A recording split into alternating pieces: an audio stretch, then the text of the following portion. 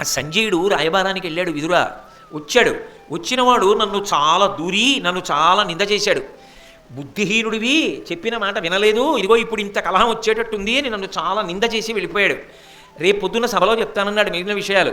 ధర్మరాజు ఏ భావనతో ఉన్నాడో, యుద్ధానికి వస్తాడేమో చెప్పాడుగా విదురుడు. రాజ్యం శాశ్వతం కాదు నీకని వెతుక్కుంటోంది లక్ష్మి వెళ్ళిపోవడానికి అక్కడికి. ఏమవుతుందో మనసంతా చాలా భారంగా ఉంది. అధికమైనటువంటి దుఃఖాన్ని పొందుతున్నాను, ఆ దుఃఖాన్ని తట్టుకోలేకపోతున్నాను. మనసంతా కలత చెందింది. శరీరం ఎలా ఉందో తెలుసా, నిప్పుల మీద దొర్లిస్తుంటే ఎలా ఉంటుందో అలా ఉంది. కాబట్టి విదుర, ఏం జరిగి ఉంటుందంటావు? ఏది 4 మంచి మాటలు చెప్పు అన్నాడు. నిద్ర పట్టట్లేదు, చీకటి పడిపోయింది, అందరూ పడుకున్నారు, నాకు నిద్ర పట్టట్లేదు, అందుకు పిలిచా. నువ్వు 4 మంచి మాటలు చెప్తే శాంతి పొందుతా. అందులోనండి అందరూ పడుకున్నప్పుడు ఏదైనా చాలా పెద్ద సమస్యని ఆలోచిస్తూ ఒకడు పడుకున్నాడు అనుకోండి, తల బరువెక్కిపోతుంది. ఎందుకనంటే అందరూ పడుకున్నారు, ఎవ్వరితో మాట్లాడడానికి లేదు, తాను ఒక్కడు, సమస్య తప్ప ఇంకొకటి లేదు మనసులో. చాలా పరిపరి విధముల పోతుంది మనసు. అందుకని బరువెక్కిపోయి ఉంది మనసు. కాబట్టి నువ్వు ఏదైనా మంచి మాట చెప్పు అన్నాడు. అంటే వెంటనే విదురుడు అన్నాడు, ఇంత చీకటి పడిపోయింది కదా, అందరూ నిద్రపోతున్నారు కదా, నీకెందుకు నిద్రపట్టలేదు అని. బలవంతుడు పైనెత్తిన బలహీనుడు, ధనము కోలుపడిన అతడు, మృచ్చిల వేచువాడు, కామాకుల చిత్తుడు, నిద్రలేక కుందుదురధిపా. లోకంలో నలుగురికి నిద్ర పట్టదు ధృతరాష్ట్ర మహారాజా. అందరూ హాయిగా నిద్రపోతారు, నలుగురికి మాత్రం నిద్ర పట్టదు. ఎవరెవరికి పట్టదో తెలుసా?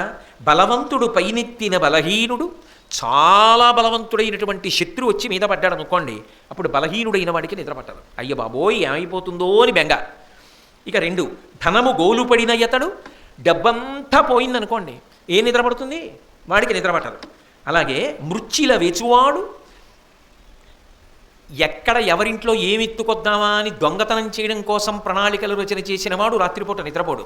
ఎలా దొంగతనం చేయాలని అందరూ పడుకున్నారా, ఎక్కడన్నా చప్పుడవుతోందా, ఏ కుక్కన్నా తిరుగుతోందా, వీళ్ళెవరో ఎక్కడికో వెళ్ళారు, వాళ్ళు తిరిగి వస్తారా పెళ్లి నుంచి, ఇవాళ రాత్రి వస్తారా, చటుక్కుని నేను మారుతాళం పెట్టి తీగానే, ఇలాంటి దిక్కుమాలిన ఆలోచనలు అన్నీ దొంగతనం చేయాలనుకున్న వాడికి ఉంటాయి. అందుకని వాడు రాత్రి నిద్రపోడు.